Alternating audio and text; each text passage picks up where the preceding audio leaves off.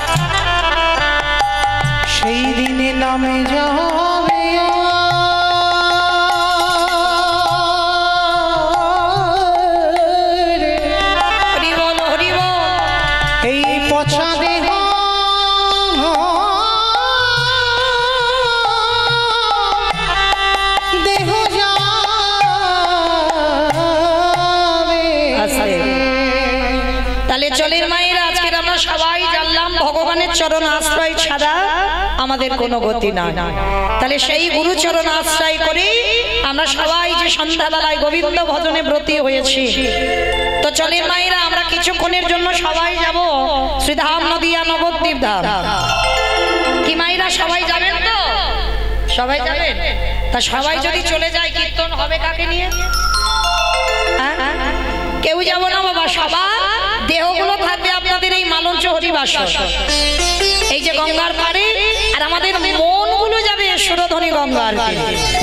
আর সেই সুরধনী গঙ্গার তীরে গিয়ে দেখবো সত্যতে নারায়ণ, ত্রেতাতে রাম, দাপরে কৃষ্ণ, আর কলিতে হলো শ্রীকৃষ্ণ চৈতন্য মহাপ্রভু। কৃষ্ণ যে কলিযুগে গৌর হলো, যেদিন নদিয়ায় এসেছিল মা, নদিয়ার অবস্থাটা কেমন ছিল? আমায়রা ভালো করে বলেন, আপনাদের এই যে গঙ্গার পাড়ে প্রতিনিয়ত কি এত সুন্দর ভক্ত পদদোলা পড়ে না? তো আজকের পড়েছে। তা যেদিন আমার চৈতন্য মহাপ্রভু আবির্ভূত হন সেদিন নদিয়ার অবস্থাটা কেমন ছিল জানো? বৈষ্ণব মহাজনেরা বৈষ্ণব পদ লিখেছে, কত সুন্দর কথা দেখো। আজ নদিগা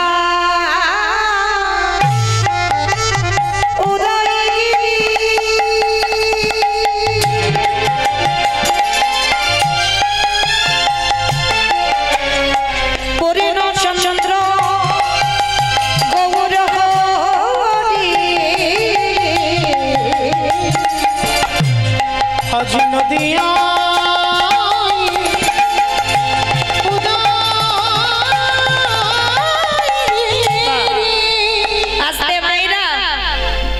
সন্ধ্যাবেলায় আমাদের শ্রবণ তো হবে, কারণ নববিধা ভক্তিতে বলছে বাবা আগে শ্রবণ পরে বলছে কীর্তন।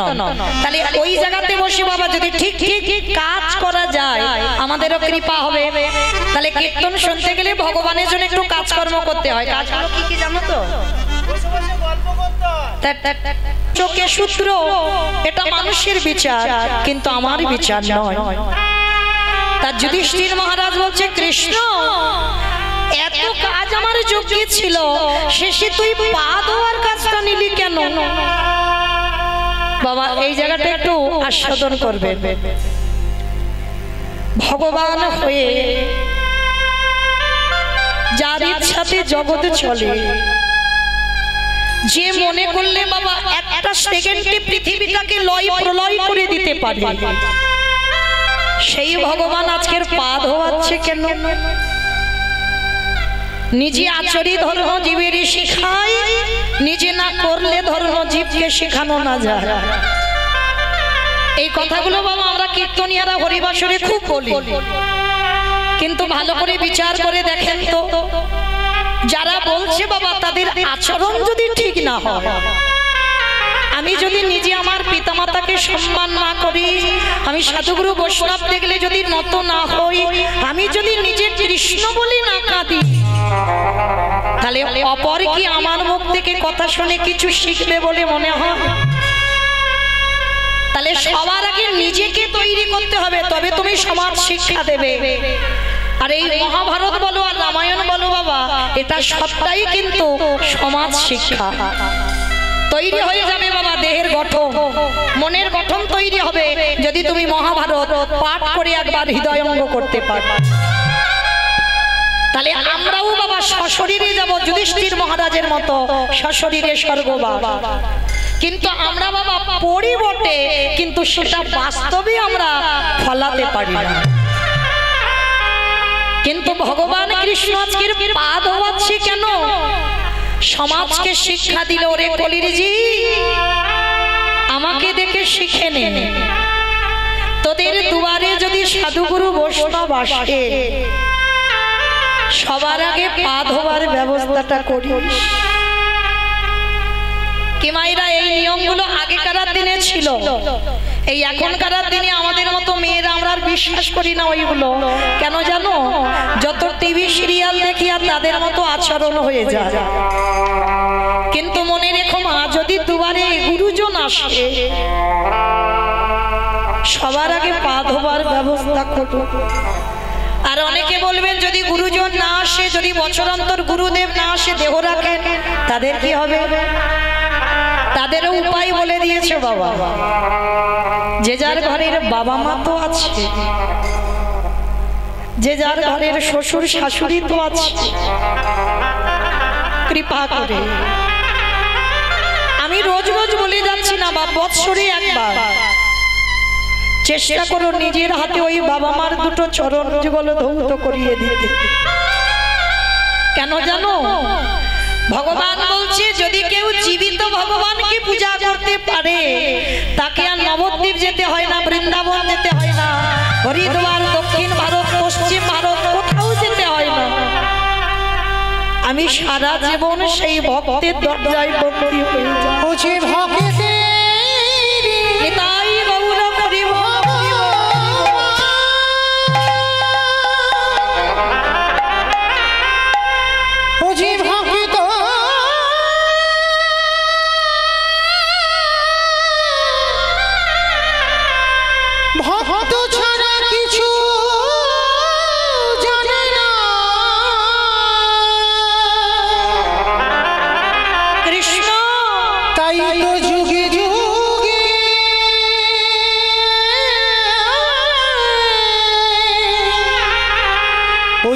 ভক্তের কাছে ছুটে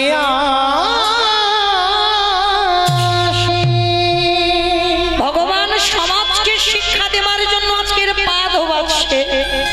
শুধু পা ধোয়ালো নয় বাবা, আরো একটা কাজ করেছিল। কি কাজ জানো? যত যত ভক্ত এসে প্রসাদ পেয়েছিল, কৃষ্ণ দয়াময় ওই প্রসাদের পাতাগুলো তুলে নর্দমায় ফেলেছিল। শুধু নর্দমায় ফেললো না বাবা, ওর ভিতরে আরো একটা কাজ করেছিল। যত যত ভক্ত প্রসাদ পেয়েছিল, আমার কৃষ্ণ দয়াময় ওই পাতা থেকে এঁঠোগুলো তুলে নিয়ে আমার ভগবান আজকে সারা গায়ে মাখছে।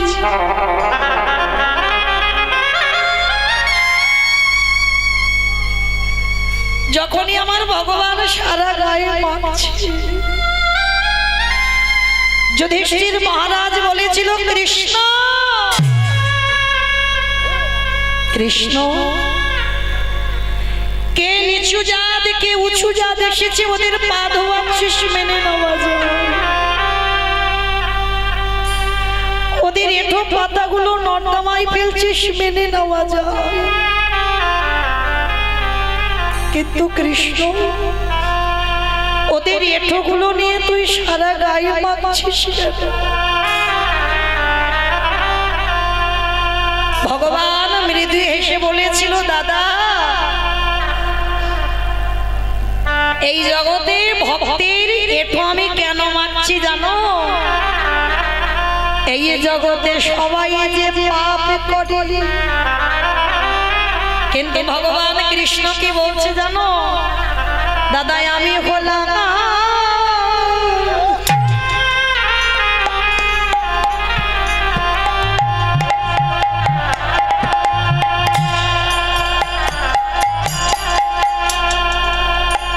দাদা মহা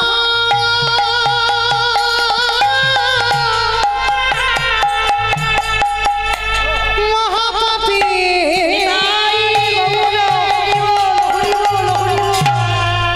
এ জগতে সমানে পাপীর বিচার।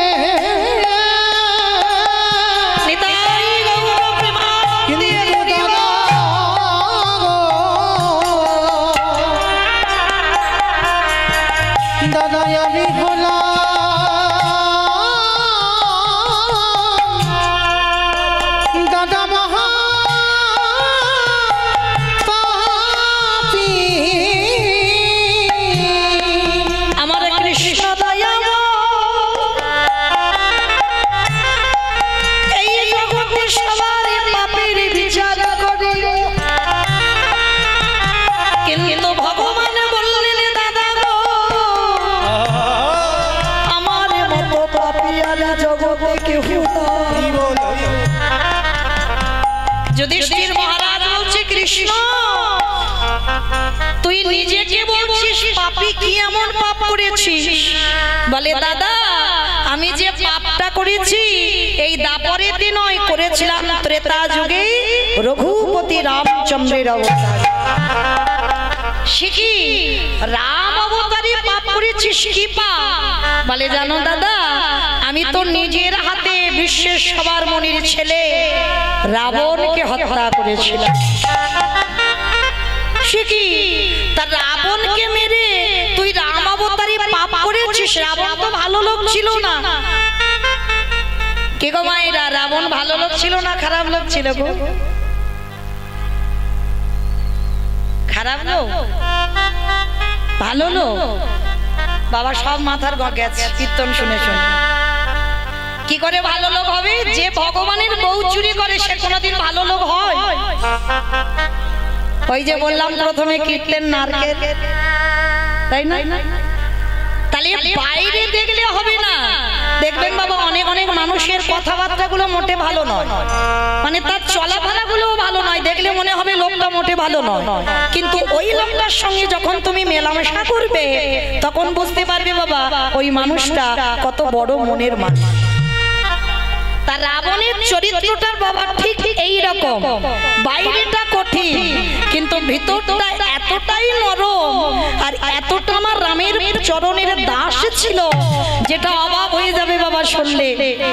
তা জানো, একটু ছোট করে বলি বাবা, ঘোষণা করেছিল লঙ্কাতে রাম নাম যে করবে তার নাকি মৃত্যুদণ্ড দেওয়া হবে। আর এই কথা শুনে বাবা কেউ কোনোদিন লঙ্কাতে রাম নাম করতো না। কিন্তু আপনারা সবাই এখানে জানেন রামচন্দ্রের একনিষ্ঠ ভক্ত ছিল রাবণের ভাই, যার নাম হচ্ছে বিভীষণ। তা বিভীষণ রামচন্দ্রের একনিষ্ঠ ভক্ত, তা বাড়িতে রাম নাম করতে পারে না তো কি হয়েছে, গঙ্গার পাড়ে গিয়ে রামের ছবি তো ধরতে পারছে না, এই একদিকে লিখেছে রয়াকার আর একদিকে লিখেছে মো, আর মাঝখানে বিভীষণ মাথাটা দিয়ে নয়ন জলে বক্ষ যুগল ভাষা। কিন্তু বাবা রাম নাম করা নিষেধ আছে। এইবার এক পরিচারিকা দেখতে পেয়েছে বিভীষণ রাম নাম লিখে কাঁদছে, রাবণের কাছে গিয়েছে, মহারাজ মহারাজ আপনি তো বলেছেন যে যে রাম নাম করবে তার নাকি মৃত্যুদণ্ড দেওয়া হবে, চলে আপনারই ভাই কি করছে গঙ্গার পাড়ে দেখবে, চলে। তা এইবার ভালো করে তো রাবণ জানে যে আমার ভাই নিশ্চয়ই কিছু করেছে, আর ওরা দেখে ফেলেছে, এবার আমি কি করব। এইবার রাবণ গিয়ে দূর থেকে দেখছে বাবা একদিকে রয়াকার লেখা একদিকে মো লেখা, মাঝখানে বিভীষণ মাথাটা দিয়ে নয়ন জলে ভাসে। রাবণের ভক্তিটা দেখেন বাবা, দূর থেকে দেখে কর্মচারীদের ডেকে বলছে, তোদের মাথায় আর কিচ্ছু নেই। বলে কেন? ওই দেখো রাম নাম লিখেছে, ভালো করে দেখো তুমি। বলে তোদের মাথার গন্ডগোল হয়েছে। রাবণ বলছে, বলে কেন? ওরে রয়াকারে হয় রাবণ, আর ওর বৌদিদিকে এত ভালোবাসে, ওর বৌদির নামটা কি? মন্দোদরী। রয়াকারটা লিখেছে আমার জন্য, আরে মোটা লিখেছে ওর বৌদির জন্য। তোরা যখন দেখতে পেলি ওটা রাম লিখেছি, কিন্তু আমি জানি আমার ভাই রাম নামে লেখে না, আমাকে এত ভালোবাসি, ওরে আমার নামটা ধুলারে পড়ে লিখে দিয়েছে।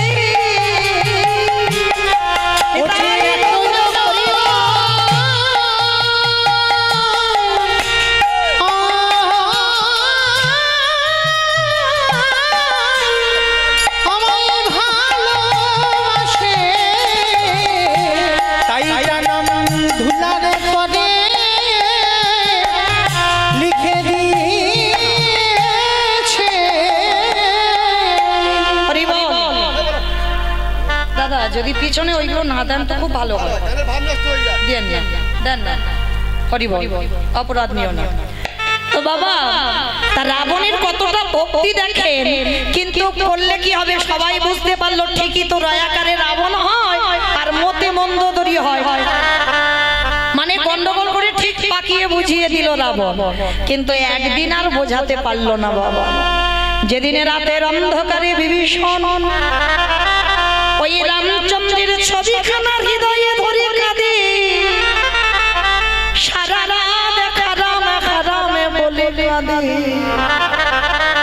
আর একজন গিয়ে রাবণকে খবর দিয়েছে, মহারাজ সেদিন তো গঙ্গার ঘাটে রাবণ মন্দোদরী লিখেছিল, আর আজকে তোমার ভাই কি করছে দেখবে এসো। বাবা আজকে তো নাম লেখেনি, গোটা ছবি নিয়ে কাঁদছে। এইবার রাবণ কথা শুনে গেছে, দরজাটা খুলেছে, খুলে দেখছে বাবা ভাইয়ের বুকে রামচন্দ্রের ছবি। এবার তো আর কিছু বলতে পারবে না, এবার সবার সামনে রাবণ পিছন থেকে গিয়ে সজোরে একেবারে ভাইয়ের বুকে লাথি মেরেছে।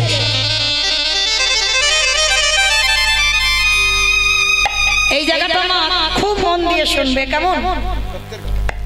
এইটা সমাজ শিক্ষা, আপনাদের আমাদের শিক্ষা হবে। বড় দাদা এত জোরে লাথি মেরেছে ছোট ভাইকে, ধুলাই পড়ে গেছে বাবা, আচমকা বুকে মেরেছে তো লাথি, খুব ব্যথা লেগেছে। আচ্ছা বলো তো বাবা, যদি বড় দাদা ছোট ভাইকে লাথি মারে, আমার ছোট ভাই ছেড়ে দেবে? বাবা ছেড়ে দেবে? উল্টে চড়চাপড় বসিয়ে দেবে না? বড় দাদা যদি মারতে পারে, আমি ছোট ভাই হয়েও একটা চড় বসাতে পারবো না? এটা আপনাদের সঙ্গে হয়, এটা আমার সঙ্গে হয়। কিন্তু রাবণ বিভীষণ বাবা এরা এমন ভাই নয়, এদের চরিত্রটা একেবারেই আলাদা ছিল। যখনই দাদা ভাইকে লাথি মেরে ফেলে দিল, ধুলা থেকে হামাগুড়ি দিয়ে উঠে রাবণের দুটো চরণ বুকে ধরে বলছে, দাদা এই যে আমার বুকে তুমি লাঠিটা দিলে, তোমার দুটো পায়ে ব্যথা করছে না তো? দাদা গো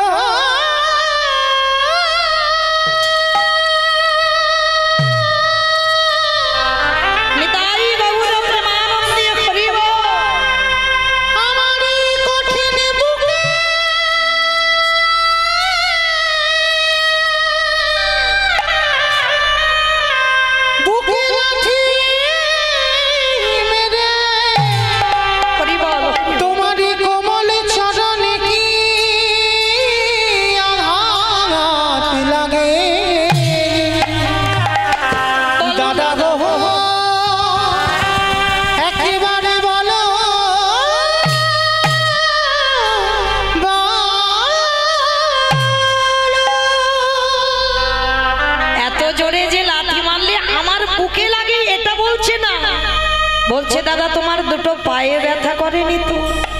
সেদিন রাবণ বলেছিল দূর হয়ে যা, ঘরশত্রু বিভীষণ, আমার খাবি, আমার পড়বি, আর আমার শত্রুর নাম জপ করবি, বেরিয়ে যা, এক্ষুনি আমার দুয়ার থেকে বেরিয়ে যাবি।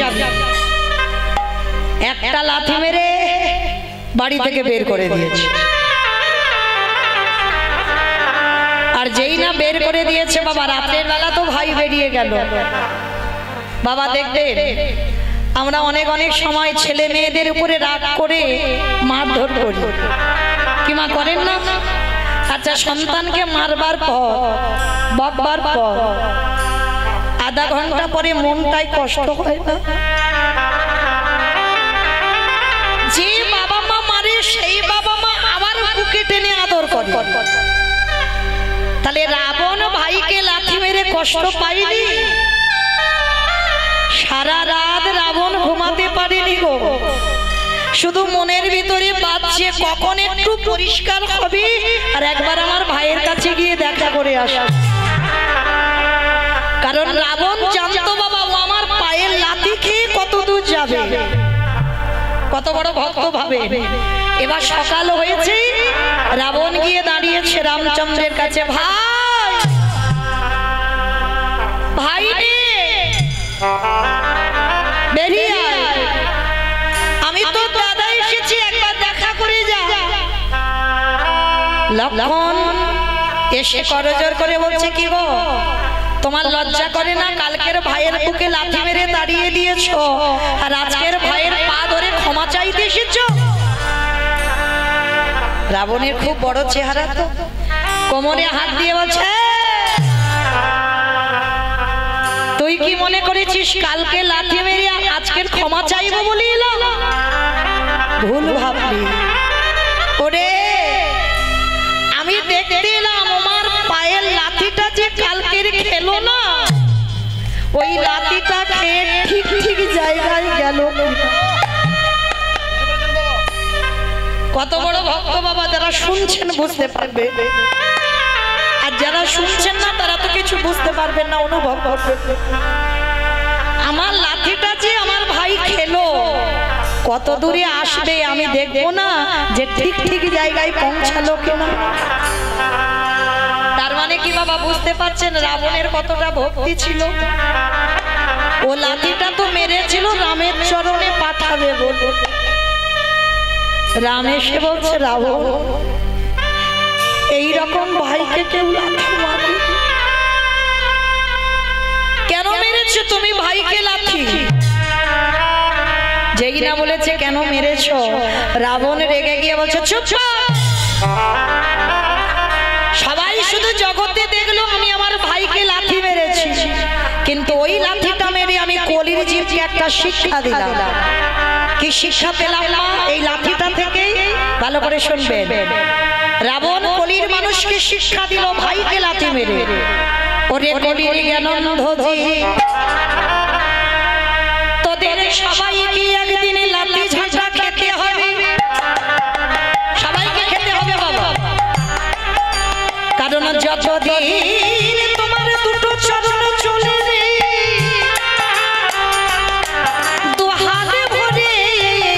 রোজগার করতে পারবে, চাকরির পেনশনের টাকা তুমি সংসারে দিতে পারবে, তুমি চোখে দেখতে পাবে, কানে শুনতে পাবে, মনে বলতে পারবে, সংসারে তোমার ভালোবাসবে।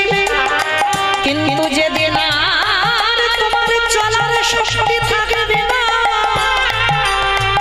যেদিন তোমার দু হাত দিয়ে রোজগার করতে পারবে না, সেদিনে তুমি সংসারে আবর্জনা হয়ে যাবে।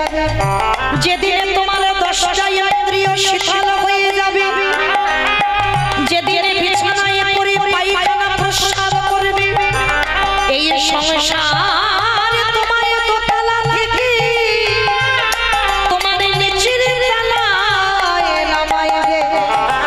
যেদিনে তুমি পায়খানা করে বিছানায় পড়ে থাকবে, এই সংসারে তোমার একদিনে ভালোবাসবে, দুদিন ভালোবাসবে, 15 দিন ভালোবাসবে, জোরে 1 মাস ভালোবাসবে, তারপরে লাঠি ঝাঁটা দেবে। রাবণ বলল কলির জ্ঞানন্ধজি, শিশুকালে কৃষ্ণ ভজে কৃষ্ণ পাবার আসে, যৌবনকালে কৃষ্ণ ভজে আসে বানায় আসে, বৃদ্ধকালে কৃষ্ণ ভজে জমের তরাসে, সময় থাকতে থাকতে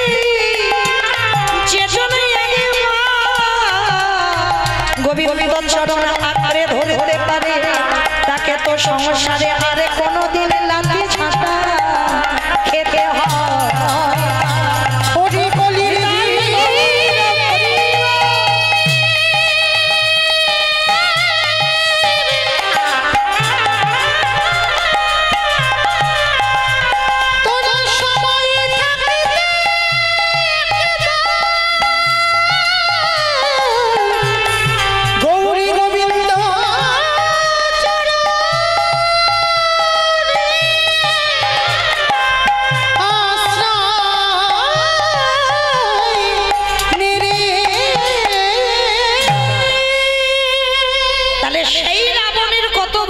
ছিল বাবা, সেই রাবণকে মেরে রামচন্দ্রের পাপ হলো।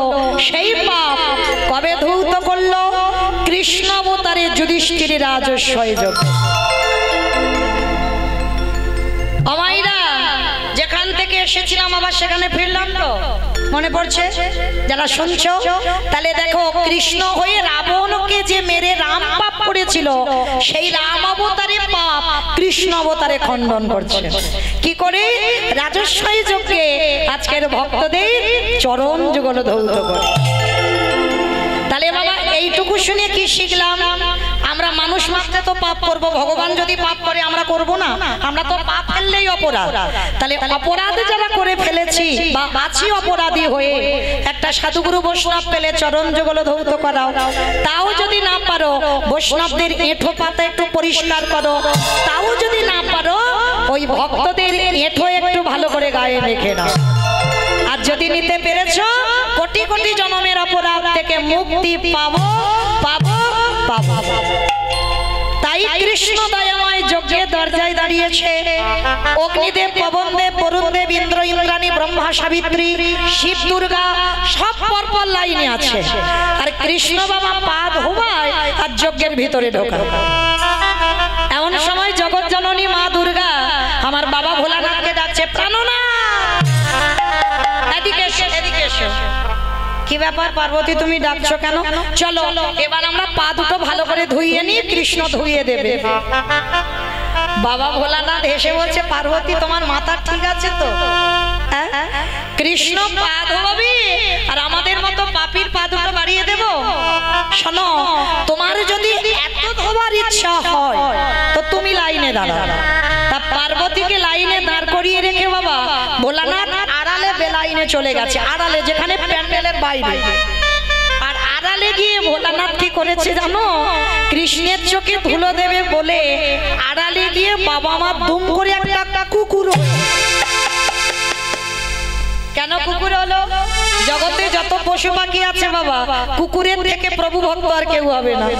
এবার আড়ালে কুকুর রূপটা ধারণ করে, আর কৃষ্ণ তো হেড হয়ে পা ধোয়াচ্ছে, আর পায়ের মাঝখানটা ফাঁকা মতো দেখেছে, আর ভোলানাথ পিছন থেকে গুটি গুটি করে এসে সবে মাত্র পায়ের ফাঁক দিয়ে মাথাটাকে, আর যেই না মাথাটা দেবা একেবারে কৃষ্ণ দুটো হাঁটু নিয়ে কুকুরের কানের কাছে। এইবার দেখ কেমন লাগে। আর যত কানের কাছে চেপে ধরে কুকুর কি করবে? কেউ কেউ করবে না? বারবার কুকুর চিৎকার করছে, কৃষ্ণ ছেড়ে, কৃষ্ণ ছেড়ে, কৃষ্ণ ছেড়ে। বলে ছাড়বো বলে ধরি নাই। হে বৈষ্ণব গোসাই, ও হে বৈষ্ণব গোসাই, তোমার মতো বৈষ্ণবের দুটো চরণ ধোলে বোধহয় কম হতো, তাই তো কৃপা করে করুণা করে আমার জন্য এক্সট্রা দুটো জুড়ে দিয়েছো। আমা বুঝতে পেরেছো? শিব ঠাকুরের কটা পা? দুটো পা। আর কুকুরের পাঁচটা পা, চারটে পা, তাই তো? তাহলে ভগবান বলছে রাবণকে মেরে যে আমি পাপ করে আছি, তোমার মতো বৈষ্ণবের দুটো পা ধোয়ালে আমার কম হতো, ওই জন্য তো তুমি কৃপা করে আরো এক্সট্রা দুটো জুড়েছ। এবারে দাও দাও চলো তুমি বাড়াইয়ে দাও।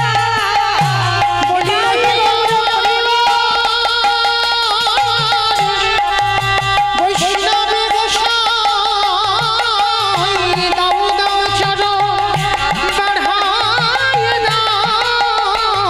বলি আরে তো চরণ ছাড়িব না কে, বলি হে আমার বৈষ্ণব গোসাই, বলি এই প্রতিজ্ঞা জানাইয়া গেলাম। বলি আমি তো চরণ ছাড়ব, বলি চরণ ছাড়া করো না হে। আমি প্রতিজ্ঞা ছাড়া করো না হে, এই প্রতিজ্ঞা করে দিলাম। এবারে দাও দাও চরণ বাড়াইয়ে আস্তে। তাহলে মায়েরা কি বুঝলাম? আমরা ভগবানের জন্য কাঁদি, ভগবানও তো কারোর পূজা করে। তাহলে ভগবান কার পূজা করে? পরম বৈষ্ণব বাবা ভোলানাথে। কৃষ্ণ আমার ভোলানাথের চরণের দাস। এইবার কুকুরটাকে আষ্টে পিষ্টে দড়ি দিয়ে বেঁধেছে, কিন্তু বাবা বাঁধলে কি হবে? কুকুরের চারটে পা শুধু ছটফট করছে। ভগবান এবার মনে মনে ভাবছে দাঁড়াও, কুকুরের চারটে পায়ের ব্যবস্থা করতে হবে। এইবার মোটা দড়ি নিয়ে কুকুরের চারটে পা বেঁধে দিয়েছে, আর যেই পা বেঁধে দিল আর কুকুর কিছু করতে পারবে? শুধু ধোলায় গড়াগড়ি যায় আর কৃষ্ণ কৃষ্ণ বলে। আমি কান বলছি, নাক বলছি, কৃষ্ণ জীবনে করব না, তুই আমায় ছেড়ে দে আজকের মতো, চুপ। যারে ধরি তারে ছাড়ি না, আরে যারে ছেড়ে দে তারে জীবনে ধরি না, যারে ধরি তারে ছাড়ি না, যারে ছাড়ি তারে জীবনে ধরি না। তা তোমারে ধরেছি মানে কি আর ছাড়বো বলে মনে হয়? দেখো না এবার কি করি, সবার পা ধোয়াচ্ছি বাবা ঘটিতে করে জল দিয়ে। আর বৈষ্ণবের বেলা কি করেছে জানো ভগবান? ওই যে বললাম আমরা পূজা করি কৃষ্ণের, কৃষ্ণ পূজা করে কার? দেখেন এইবার কুকুরের চারটে চরণ বেঁধে দিয়ে খালে বিলে নদী নালারে জলে নয়। ভগবান পর্যন্ত বাবা বৈষ্ণবকে কোন জায়গায় রেখেছে দেখেন। আর আমাদের মতো মানুষরা বৈষ্ণবদের পিছনে খুদ ধরে ধরে বেড়ায়। অপরাধ নিও না, ভগবান বলছে কেউ যদি আমার কাছে অপরাধ করে আমি তাকে ক্ষমা করে দিই, কিন্তু এক জায়গায় যদি কেউ অপরাধ করে ফেলে আমি এ জীবনে কেন কোনো কোটি কোটি জন্মে আমি ক্ষমা করি না। বৈষ্ণবের দাঁড়িতে যদি হয় ক্ষুদ্র অপরাধ,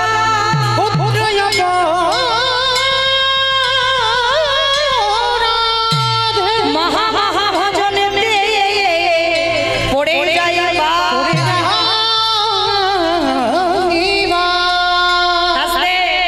এইবার ভোলানাথ চারটে বেঁধে, আর এরা দেব দেবীরা সবাই দাঁড়িয়ে দেখছে কৃষ্ণ একটা কুকুর নিয়ে মেতেছে, কিন্তু ওটা যে কে এইটা তো কেউ জানে না, সেটা কৃষ্ণ জানে আর কুকুর জানে।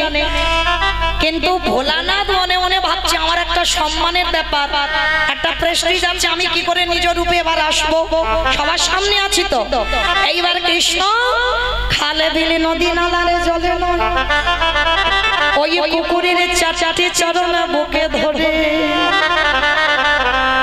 বাহ্যিক জগতের কোনো জল নয়, তাহলে কোন জল দিল মা? আজ চোখের জলে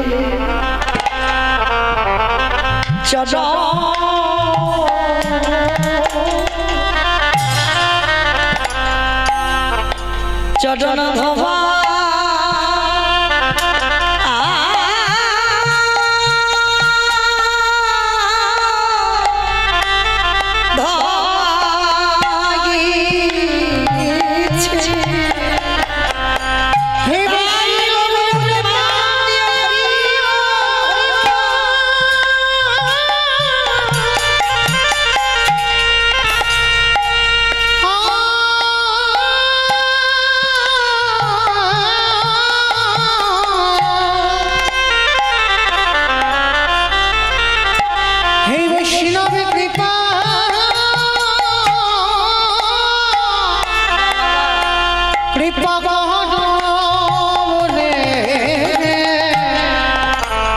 আজ চোখের জলে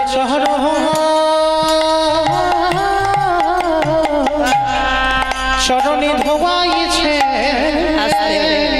সেদিন আমার পরম বৈষ্ণব ভোলানাথ প্রতিজ্ঞা করেছিল কৃষ্ণ রে, এই যে রাজস্বাই যজ্ঞে তোরে চোখের জল আমার পায়ে পড়িল, কৃষ্ণ রে কৃষ্ণ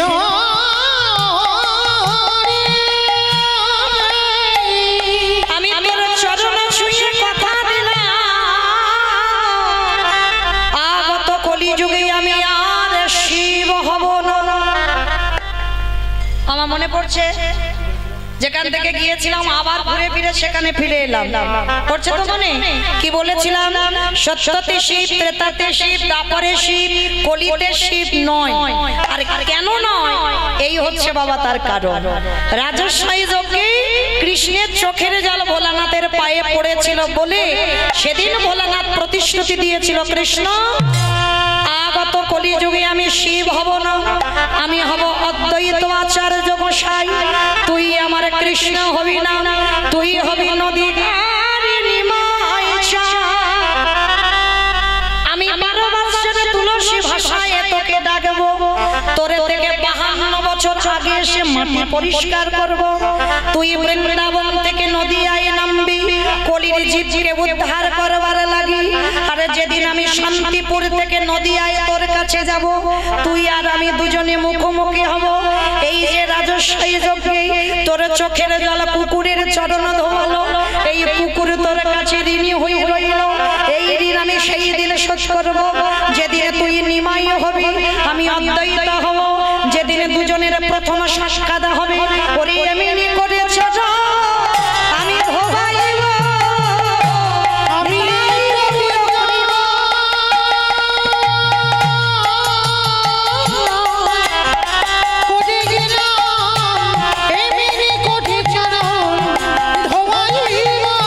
সেদিন শোধ করিব, যেদিন সেদিন ভাষাইব, আমি সেদিন চরণ ছাড়া করিস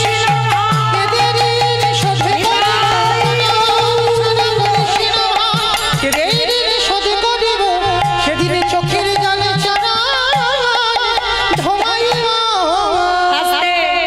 মায়েরা তাহলে এবার পরিষ্কার বোঝা গেল তো, যার জন্য পৃথিবীতে কারোর ডাকে আসেনি, ওই মৃত্যুঞ্জয় পরম বৈষ্ণব বাবার ডাকে এলো। আর এসে কি করছে? কেহ বলে পুরাবিতি রাবণ অবধিলা, ভুবনে পুরাবিতি। আমা উলু কই? কেহ বলে পুরাণেতে রাবণ বধিলা, কেহ বলে পুরাণেতে আমার গোরা,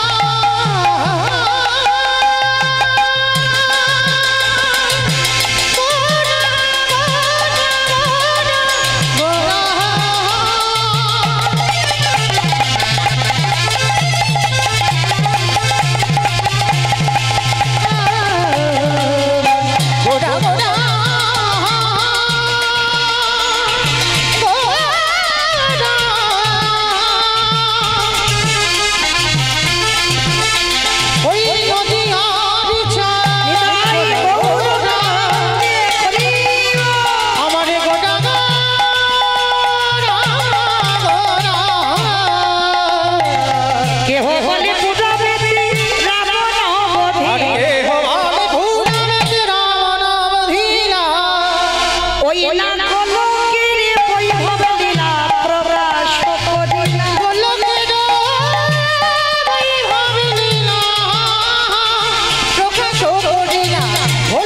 বৈভব লীলা প্রকাশ করিলা। শ্রী রাধার ভাবে গোটায়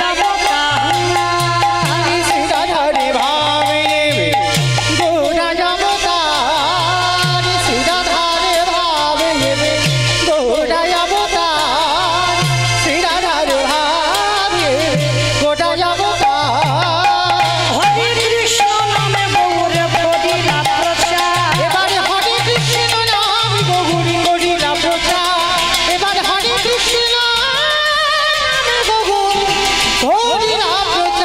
এইবারে লীলা প্রকাশ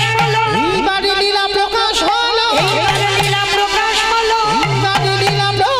হলো, গোলকের বৈভব